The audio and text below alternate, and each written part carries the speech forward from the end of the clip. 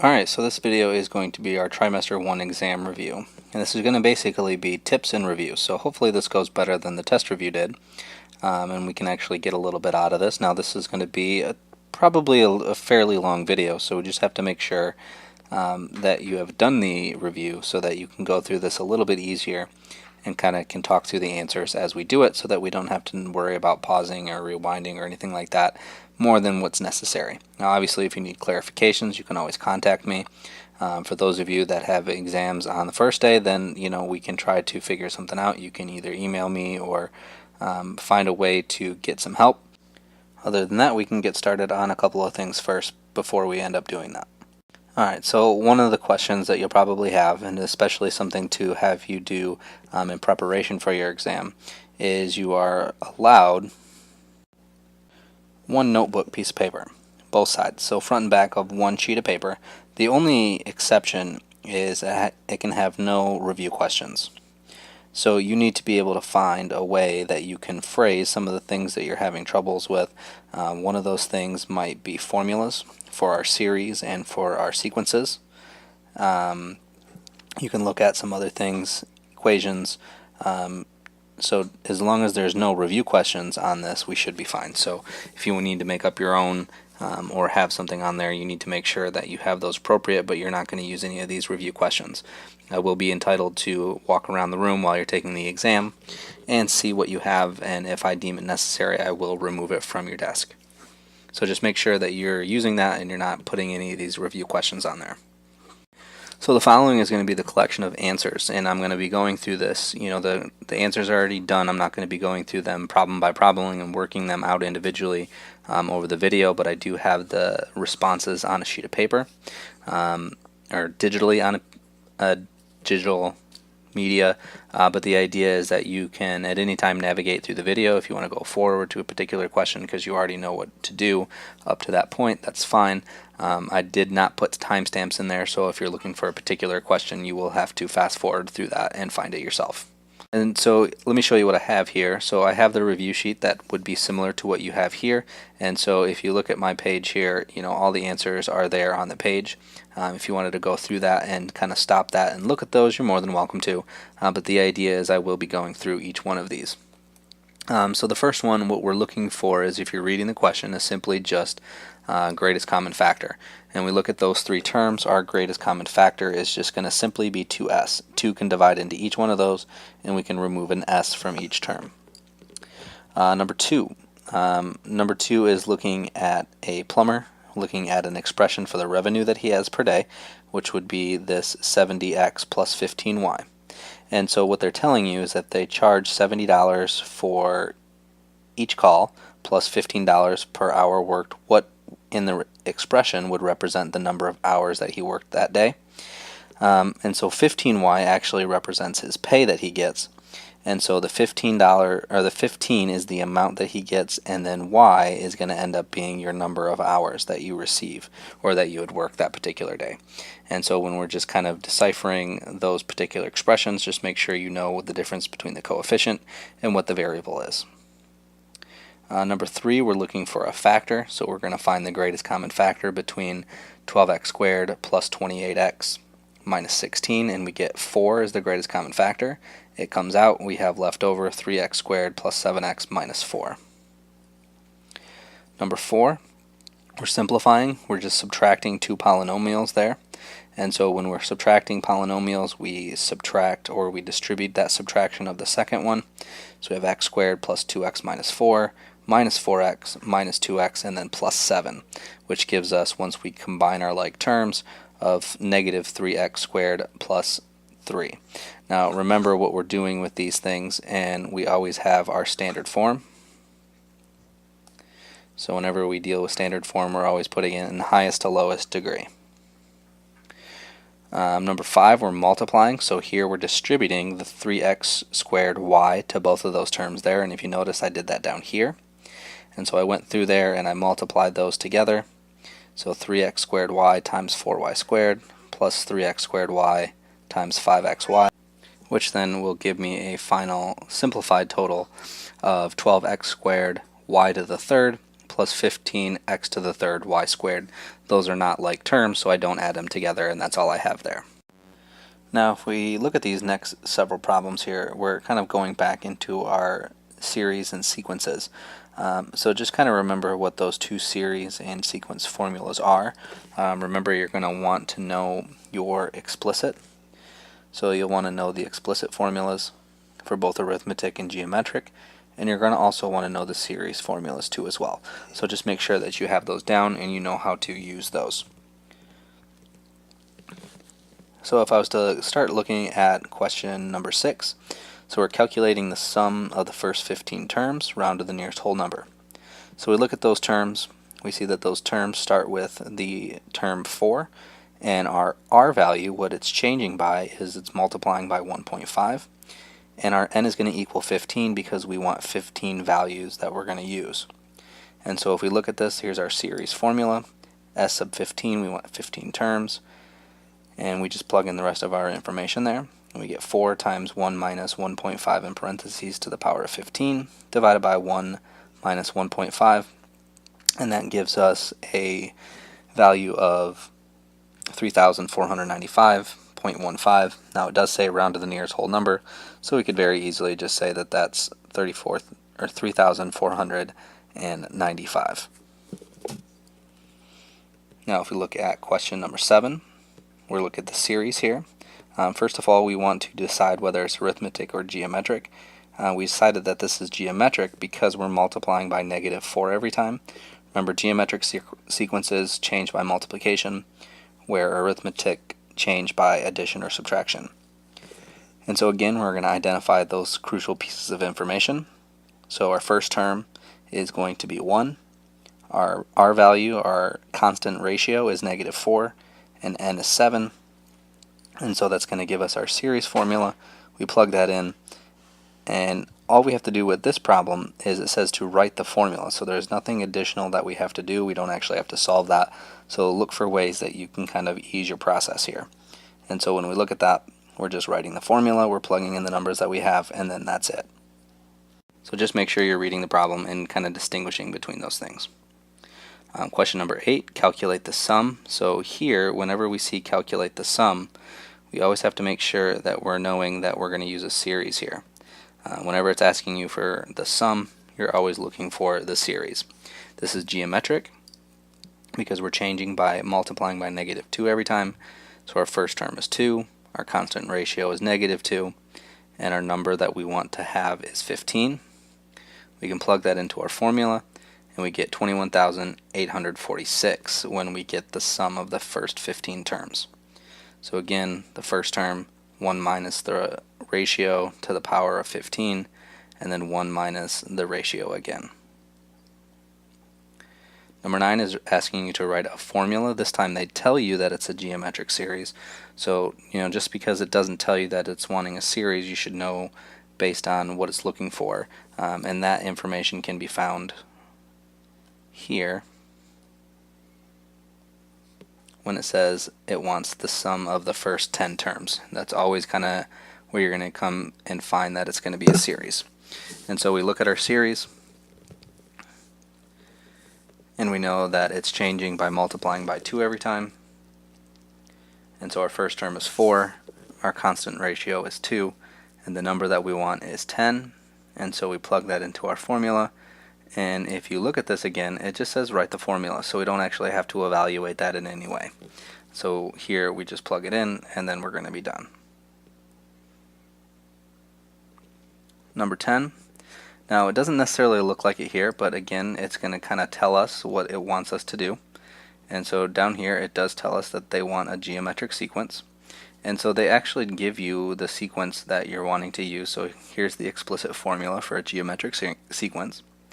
They want you to know, after 7 different calls, how many people would have been called by then. And so the idea is that we're just finding information from our sequence. So we have our progression 25, 75, and then 225. So our first term is 25. The number of calls that we're going to make are 7. And then our constant ratio is 3 because we're basically contacting 3 people every time. We plug that into the formula, and then this tells us that 18,000 people have been called within seven phone calls, or of each person making 7 phone calls. And then so that's our first page, and we're going to go on to the next page after this. Alright, question 11 is kind of following that same progression where we're still talking about these sequences in series. And so here we have a list of numbers that follows a pattern. Write the formula that describes the nth term, so we want to figure out just kind of this ending point here. When we look at this pattern, we can see that this is adding by 2, so this is arithmetic. And so from there we're going to use our explicit formula, and so we need a few pieces of information. We need to know our first term, which is 1. We need to know our common difference, which is 2. And then we just use our formula and just kind of plug it in. So, here it says write the formula that describes to find the last term that or any particular term that we want. So we have a sub 1 plus n minus 1 times their common difference, which in this case is 2. Number 12, we're charting bacteria growth. And so we start with 2 cells, and then it goes to 6 cells, 18, and then 54. Based on this progression, I know that this is a geometric sequence. I'm not trying to find the sum of the total cells, I'm just looking for how many are there. And so a couple pieces of information I need would be my first term and my constant ratio here, which is 3. And then I can use my explicit formula here. And so here, again, we're looking for the explicit formula. Now it does tell me to use the explicit formula right here. So that helps me guide my information, so just make sure that you're writing down the geometric sequence explicit formula. And then all we have to do is just write the formula. We don't have to solve for anything. And so that's a sub n equals 2 times 3 to the power of n. And that's our answer to there. Number 13, once it's simplified, what is the coefficient of n squared? And so the idea is we just need to go ahead and simplify this, and basically the only thing that we need to do is to distribute these negatives and then combine our like terms. And if you notice, each one of these are in a different color there, so I could show you, distributing that negative and everything like that. And then I get 6n squared minus 3n minus 11 once I combine my like terms. And so my answer is actually just 6 because I want the coefficient of n squared. And so that's all I have to do for that one.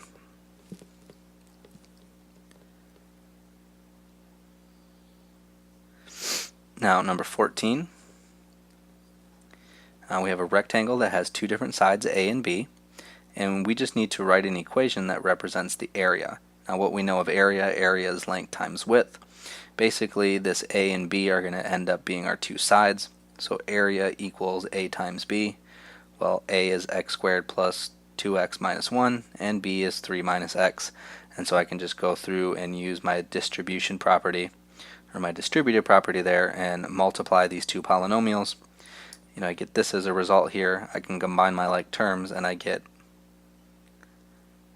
negative x to the third plus 1x squared plus 7x minus 3. Number 15, we're just factoring this expression here, and so our greatest common factor between 2a to the second and negative 6b is just going to be 2. We write what's left over, a squared minus 3b.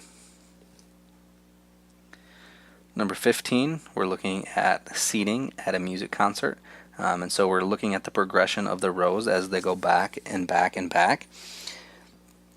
And so the idea is we have this progression 19, 27, 35, 43. We're basically adding 8 chairs every time. Since we're adding, this is going to be an arithmetic sequence, which I can use the following explicit formula. What I need from that is the first term, which is 19, the common difference, which is 8, and the number of rows that I'm looking at, which is going to be 9. And so if I use that explicit formula, that tells me in the 9th row there are going to be 83 seats based on that pattern. Number 17, we're talking about a pizzeria, and we're looking at the number of pizzas that get sold, and we look at the progression of those pizzas. We sold 18, the next week we sold 31, the next week 44, and the next week 57. if we follow that progression, we're adding 13 every time, which again, since we're adding, is arithmetic. And again, we want to know the number of pizzas that are going to be sold in the nth week, so we're going to use our arithmetic explicit formula. So the only thing that I need from that would be my first term, which is 18, my common difference, which is 13. Plug that into my explicit formula here, and then I get this as an answer. Now the reason that I'm not evaluating that or trying to find an answer is it simply just says write the formula. So just make sure that you're going through there and just looking for what it's asking you to do. Number 18, we have another sequence. When we look at this one, it's very easy to say that we're multiplying here because of decimals, but technically speaking, when we look at the progression from these, this is an arithmetic sequence because we're adding 1.5 every time. And so it wants me to write an expression to represent the nth term of the sequence. Whenever it's asking for that, we're going to basically be using our explicit formula for our arithmetic sequences. And so we just plug in the information that we need, which would be my first term and my common difference, which is a sub n equals 4, which is the first term, plus n minus 1 times 1.5. Now the reason that we leave the n there is because we do not know how many terms that we want, and that's why we're just leaving it in its formula form. Number 19 is asking for the length of a rectangle. That is 3 more than its width, so we have x times x plus 3. And from what we know above, we have an area equals length times width, so we can just multiply those two things together. I end up distributing the x, and I get the area is equal to x squared plus 3x. Alright, and so that's the second page. And then so you can see it, here's just kind of the one-page summary of everything that we were just doing. Alright, so on to question number 20. And so we're looking in this case for perimeter of a triangle. And so what we can do, there's a couple different ways that we can progress through this. Obviously we know that we're going to be adding these together, so we don't have to worry about subtraction or anything like that. So what I did is I just identified all the like terms and combined them together, and that gives me 9x squared plus 6x plus 11. Number 21, we're simplifying the expression. And so from this one, all we're doing is we're doing distribution before we try to add like terms. So I'm going to distribute the 2, and I'm going to distribute the x. This is what I get from a result of that. Combine my like terms, I get negative 4x to the second plus 3x plus 11. Notice that I keep everything in standard form, so just make sure that you're using your standard form. Number 22, what is the degree of this polynomial? So in order to determine this degree, I just need to distribute that out so I could identify exponents. And so from this, we have a degree of 2 here, a degree 2 of here, a degree 2 of here, and a degree 1 of here. And so that means my overall degree of my polynomial is going to be 2. Now the reason, remember, degree of a polynomial is the highest overall degree, not the total of those together. But we do find degrees by adding up the individual exponents of each term. So just make sure that you're clear on the difference between the degree of a term and then the degree of the polynomial. So number 22, the answer is 2. Number 23, a painter charges $20 an hour plus a $15 service charge. One thing that you notice that a service charge is kind of a one-time fee that doesn't change. If h represents the number of hours worked, what is the expression that we could find our total charge? So the idea is I'm just going to use this variable t to represent the total charge, and I take this 20, multiply it by h, that gives me the amount that I get for working, plus the $15 service charge. Now the reason that I put that it was one time is because you don't usually charge a service charge every single time or every single hour. It's just kind of a one-time charge and then everything else from there. So that's a constant term, where the 20h is a variable term. Number 24, we're just looking at what would end up happening here is if we had cash prizes and then we were looking at the dollar amounts and how we gave those away.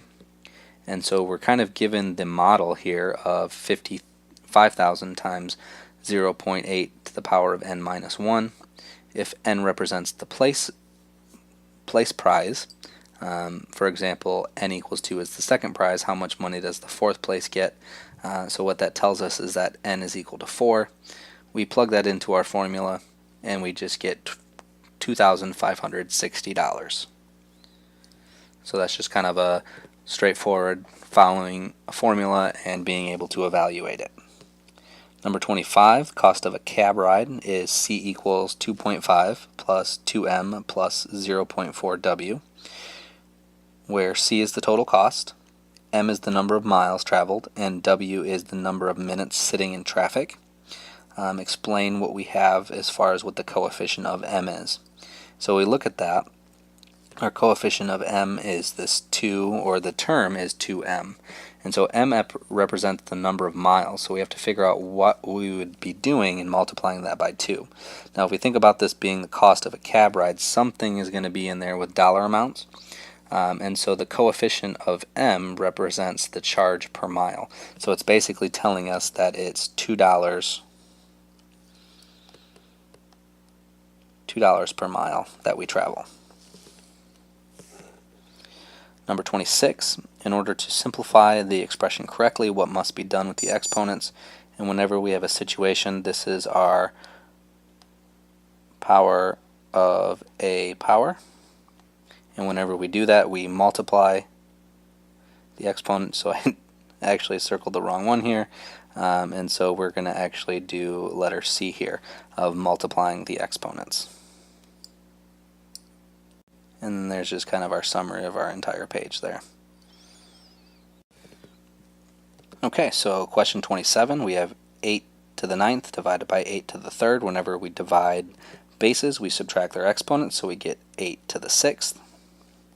Sue's teacher asked the class, what do you get, or how do you multiply the following expression? Describe the steps.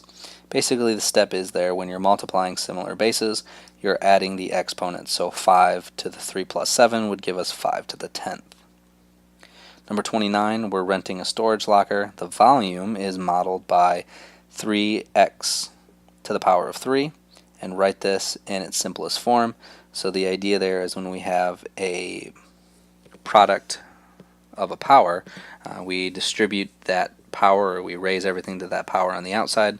So I'd get 3 to the 3rd and x to the 3rd, which simplifies to 27x to the 3rd.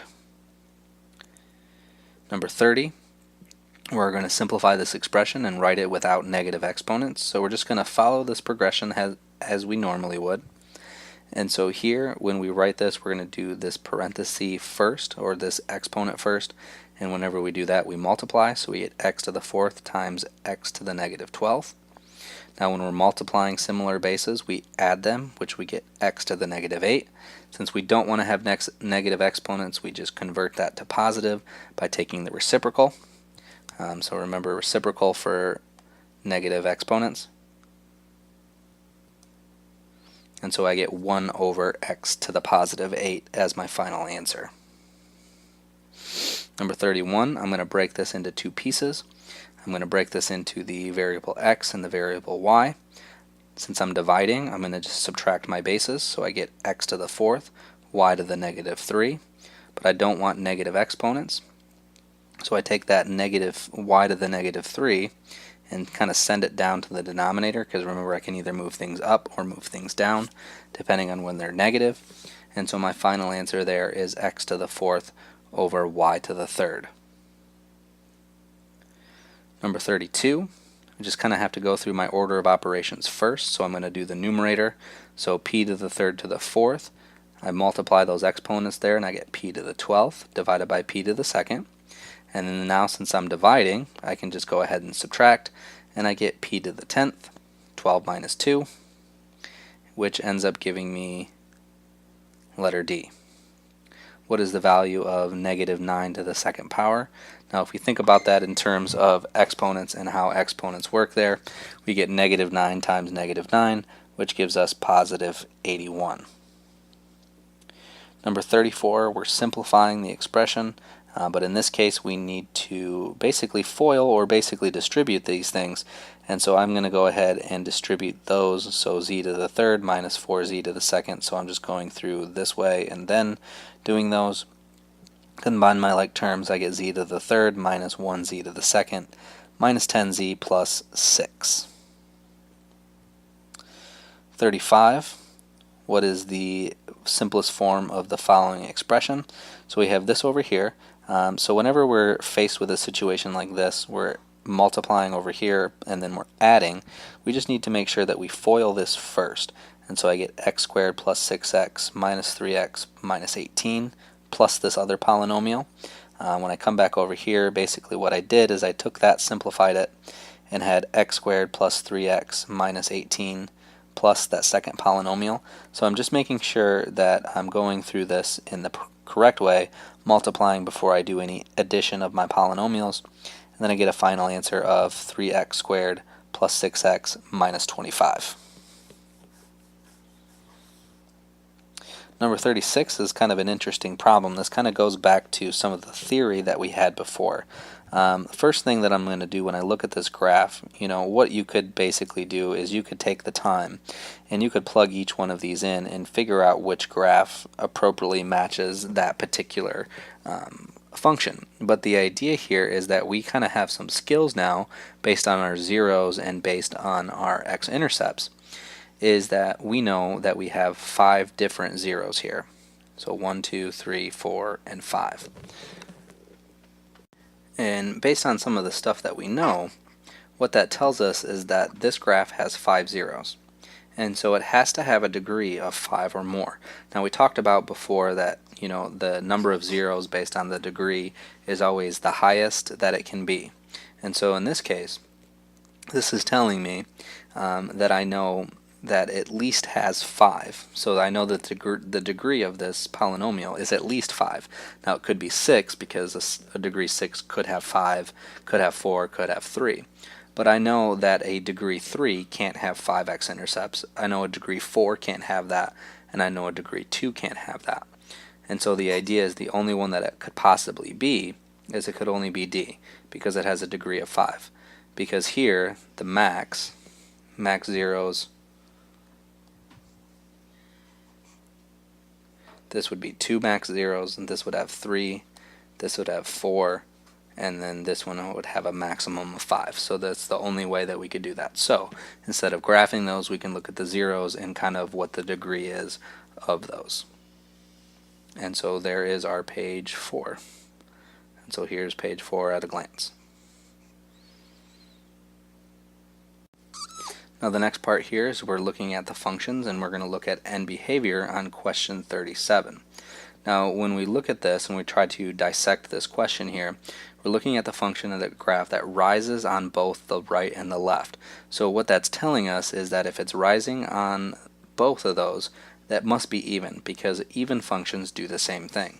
Now if it was rising on the left and then going down on the right, then it would probably be an odd function, but since these are both doing the same thing, our function must be an even polynomial. So that tells us that our degree is an even number. And so when we look at our answers, we should be able to kind of figure out which one it might be.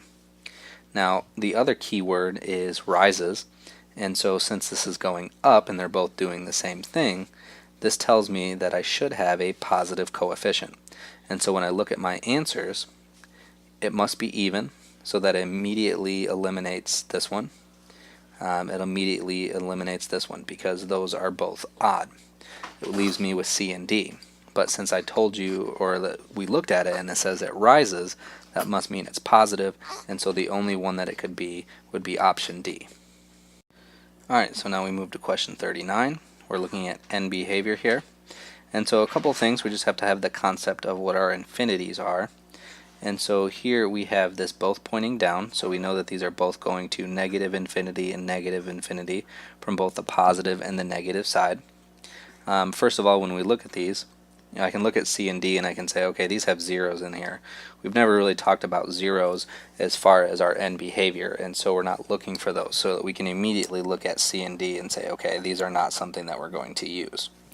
And so here is x goes to negative infinity, the function goes to negative infinity. And so when we're looking at the left side here, that's exactly what this is doing. As it moves to the left, this is going down, and so that gives us that portion of it. Now the other one, as x goes to positive infinity, the function goes to negative infinity. And so if we look here, as it goes this direction, and it's going down, so that gives us A as our correct answer. Number 40, this tells us our x-intercepts of a graph are -3, -1, and 4. And so what are the factors? And so we know that x-intercepts are zeros, and zeros and factors are very closely related to each other in the fact that x minus a is a factor if a is a zero. And so what we can do is we can take these particular things and write our factors out. So it would be x minus -3, x minus -1, and x minus 4. But we know that subtracting a negative results in a positive, and so we get x plus 3, x plus 1, and x minus 4 as our factors, which in this case is option C.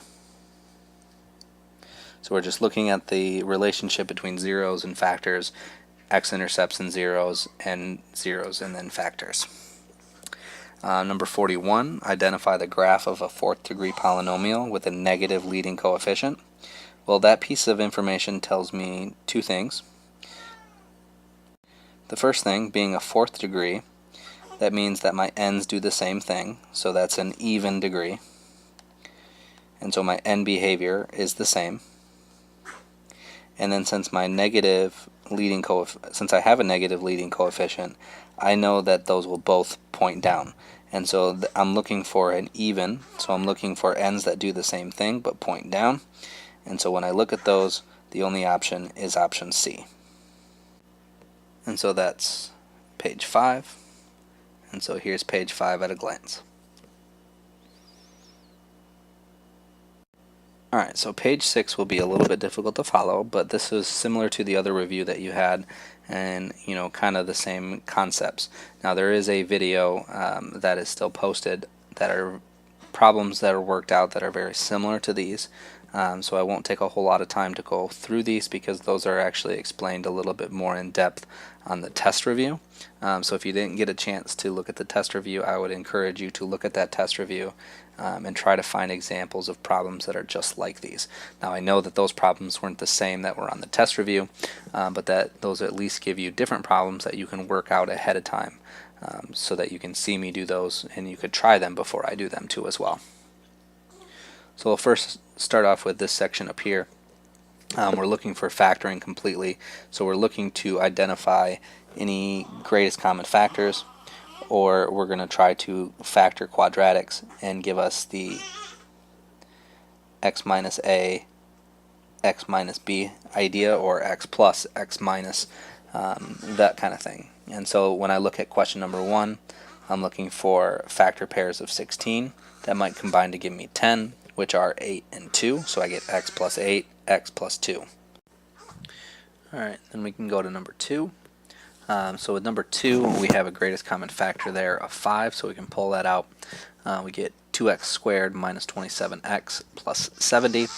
Now if we were to use our a times c method and take 2 and multiply it by 70, which give us 140, we wouldn't have any factors that would combine to give us the negative 27, no matter how we had tried to change those there. And so we can go on to question number 3. Now with question number 3, we could remove a factor of 2x, so we went ahead and removed that factor of 2x that came out in front. We were left with x squared plus 3x minus 10. Now we look at that and we're looking at factors of negative 10 that would give us positive 3, which would give us plus 5 and negative 2, so we could factor that quadratic, and we were left with 2x on the outside and then x plus 5, x minus 2. Number 4, we're just simply going to factor out a positive 3. So we have 3 times parentheses n squared minus 49.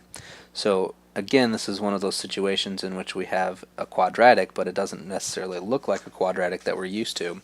So we're looking at factor pairs of negative 49 that would cancel each other out.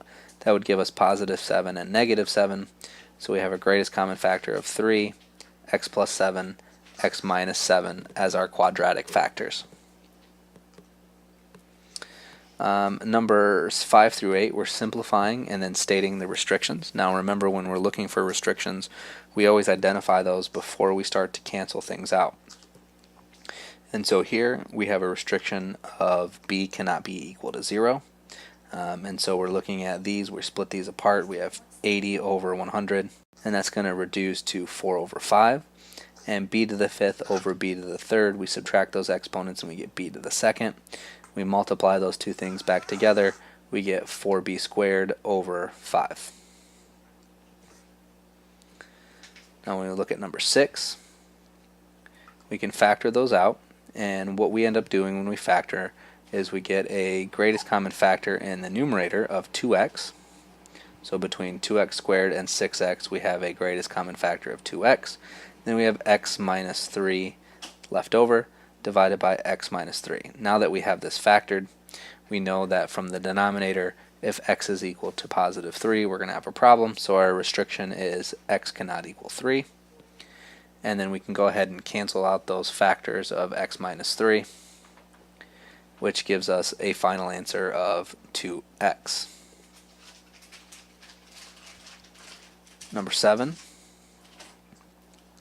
we can factor out from the numerator of 5, so we're left over with 5a plus 12 divided by another factor of 5 multiplied by 2a minus 7.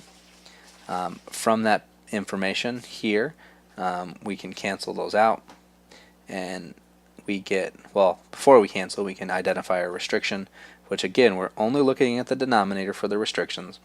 And so a cannot equal positive 7 over 2 based on this piece of information here.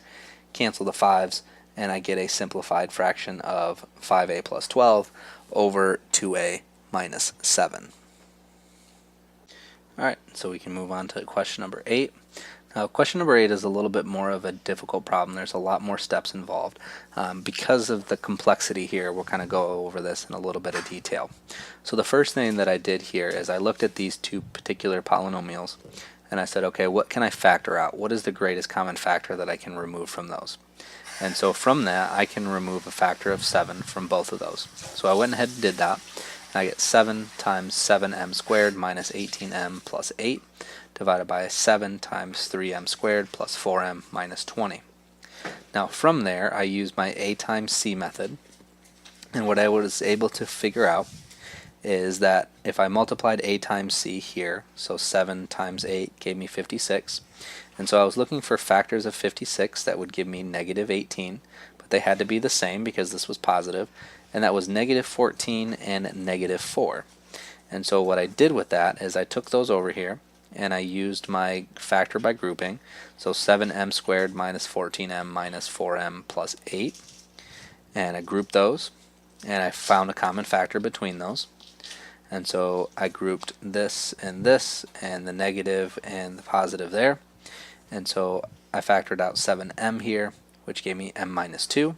Factored out a negative 4 rather than a positive 4, and I got m minus 2 here again. And so my greatest common factor was the m minus 2. What was left over? 7m minus 4. So I take that answer and I bring that over here. So here's my factored numerator. 7 times m minus 2 times 7m minus 4. Now I did that same thing with the denominator, and so I looked at that and I said, okay, well, a times c in this case is negative 60, so I'm looking for factors of negative 60 that combine to give me positive 4. They were different because this is negative, and so that told me that I have positive 10 and negative 6. So I took that positive 10 and negative 6 and plugged it back in for b,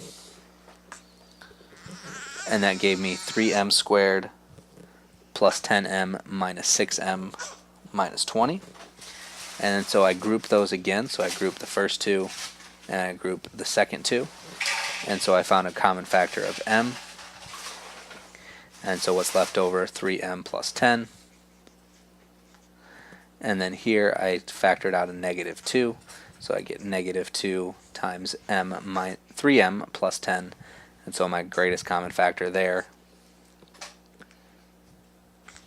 would end up being the 3m plus 10, and then what's left over is the m minus 2. So I basically took that piece of information and came back over here, and I plugged that in, and so here's the factored form of both the numerator and the denominator. Now the idea behind that one is now I can identify my restrictions now that I'm completely simplified.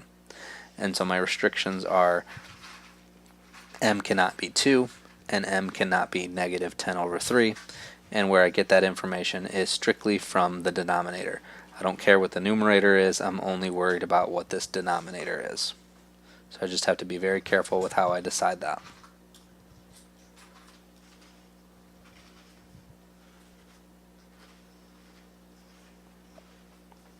Alright, so from that piece of information, now that I decided my restrictions, I can start to cancel out particular things here.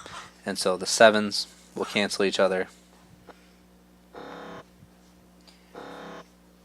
and the m minus 2's will cancel each other, and I get a final answer of 7m minus 4 divided by 3m plus 10.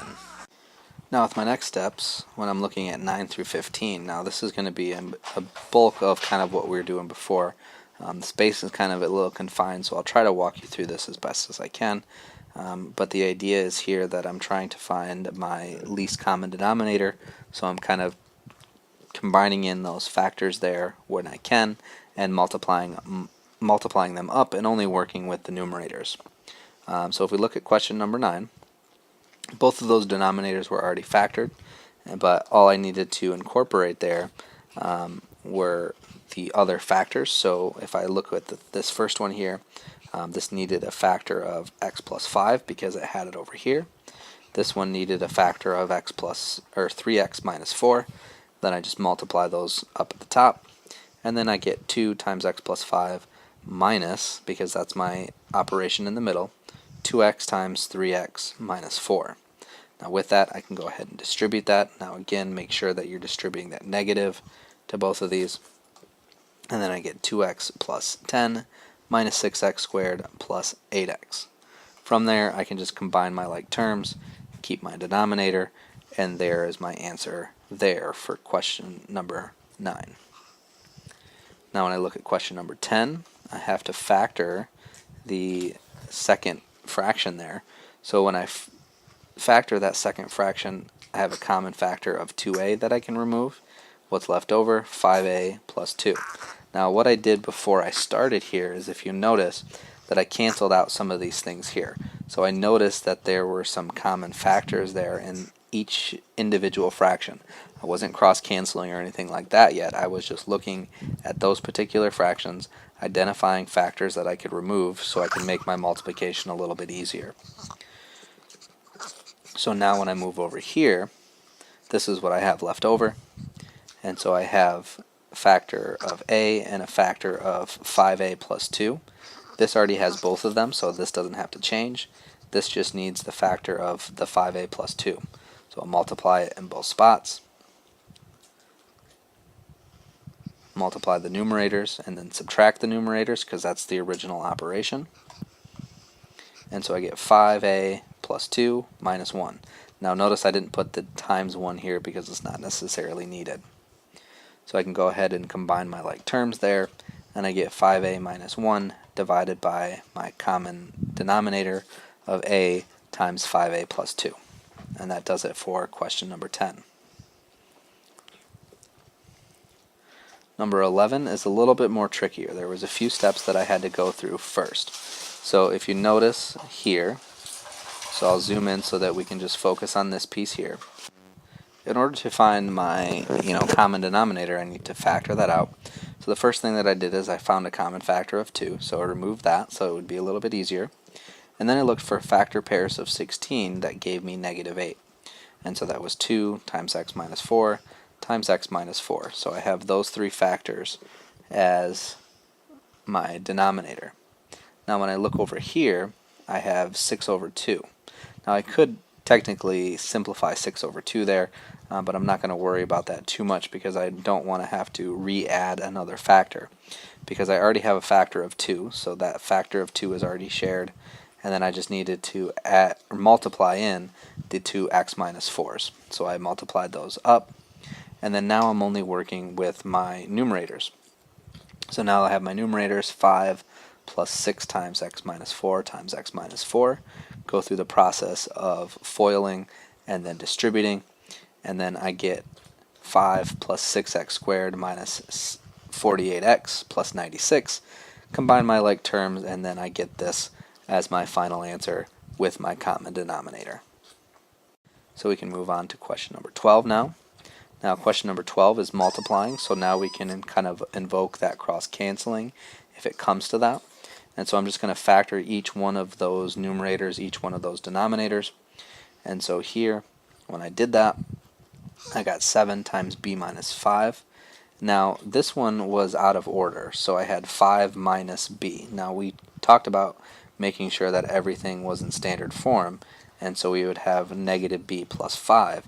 But what I can do is I can factor out a negative 1, and it flips those terms around, and it gives me b minus 5.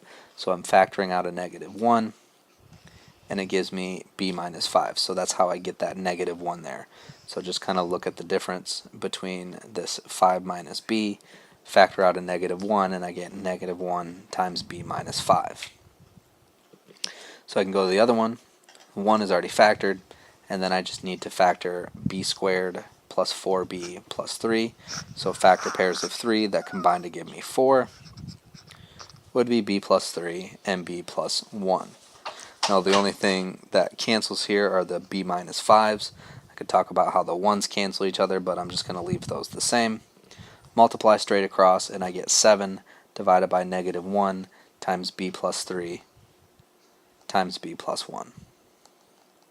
And so there's question 12. Question 13, again another multiplication problem. Go ahead and factor the numerators and the denominators, and I get a plus 5 divided by 10 multiplied by 4a squared divided by 2a squared times a plus 5. Now from here I can cross cancel the a plus 5s. Now when I do that, I'm going to take one extra step here, and I'm going to rewrite that without those a plus 5s. That gives me 4a squared over 20a squared. And now what I can do is I can start to cancel. So I'd cancel the 4 into the 20. 4 goes into 4 once, 4 goes into 25 times, and then a squared cancels out a squared, and all I'm left with is 1 over 5. Number 14, this is a division problem, so what I just need to make sure that I do is once I factor these, I'm going to flip this fraction here, because whenever we divide, we're going to multiply by the reciprocal, so I'm just going to flip things upside down there. And so when I factor these, I get p plus 2, p squared minus 4, factor pairs of 4 that cancel each other out, positive 2, negative 2, and so that gives me p plus 2 over p plus 2 minus p plus 2 times p minus 2. And then if I look at both of these, factor pairs of 72 that give me negative 17, negative 8, and negative 9. Factor pairs of 27 that give me negative 12, negative 9, and negative 3. So when I factor those, again, these are flipped, and so I get p minus 9 times p minus 3, and then p minus 8 times p minus 9. The p plus 2's cancel each other. They're on the same fraction, but it doesn't matter as long as one is in the numerator. One is in the denominator when we're multiplying. P minus 9's cancel, and so what I'm left with after I multiply, p minus 3, p minus 2 times p minus 8. And then finally, with those set of problems here, we have this one here. Again, we're going to flip this second fraction. The first one stays the same. This one just gets flipped upside down. When I factor everything, I get these as my following factors. So 10x can get removed as a greatest common factor. X plus 10 is left over.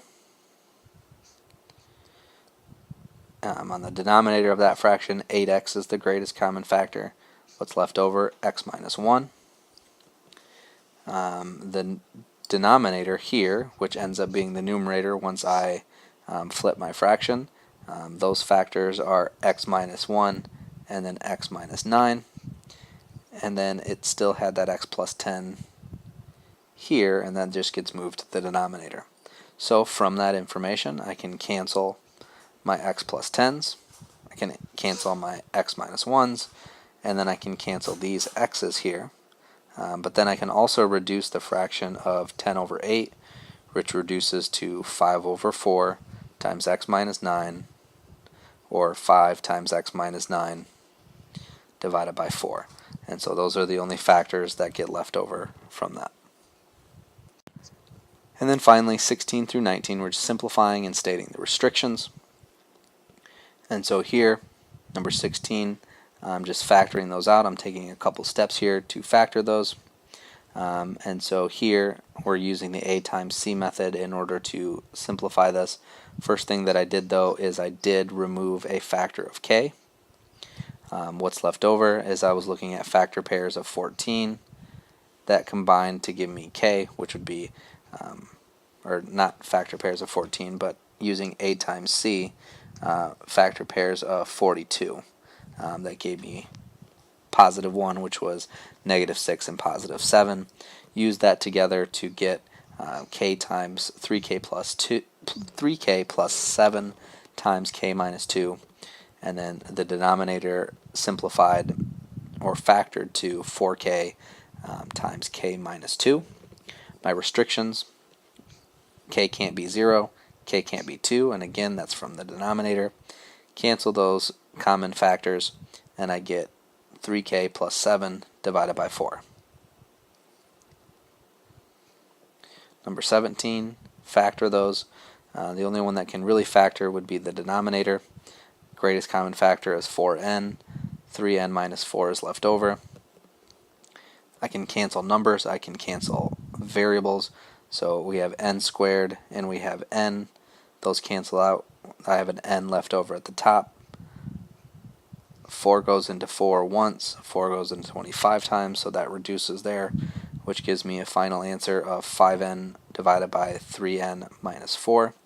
Based on my original denominator, once it was factored, I have restrictions of 0 and 4/3. Number 18, those are quadratics. Those quadratics factor. So I'm looking for factor pairs of 54 that give me negative 3, which would be negative 9 and positive 6. So I get n minus 9, n plus 6. Down here I have factor pairs of 27 that give me negative 6. That's negative 9 and positive 3. Those factors cancel each other out, so I'm left with n plus 6, n plus 9. Now before I do that, though, I looked at the denominator and said my restrictions are positive 9 and negative 3. And then finally, our last question here is question number 19. And so I'm factoring those out. My greatest common factor up top is 5b squared with a b plus 7 left over. And then down at the bottom, factor out a 10. B plus 7 is left over.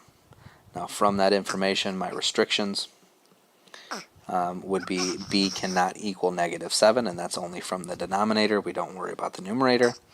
But at any rate, these two things cancel.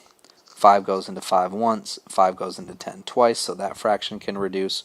So I'm left with b squared divided by 2. Alright, so that's basically going to do it for this video. So just make sure that you're going through those. If you have any questions, please let me know.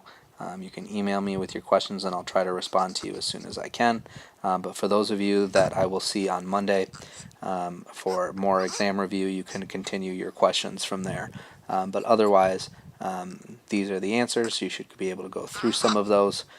Don't stress out about this too much. We'll be kind of taking this in stride with kind of the recent events. But the idea is that you can be able to manage some of these and at least get a head start on looking at these and kind of expecting what might be there. Alright, so that's going to do it for this video.